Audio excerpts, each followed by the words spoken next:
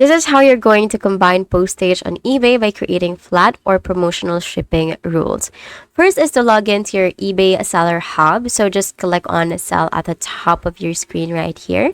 And then you're going to go to Shipping Preferences right here. So you're going to click on Shipping and Payments.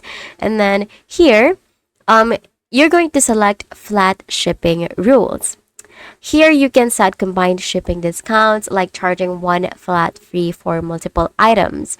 You can also create promotional rules such as offering free shipping and when buyers purchase two or more items.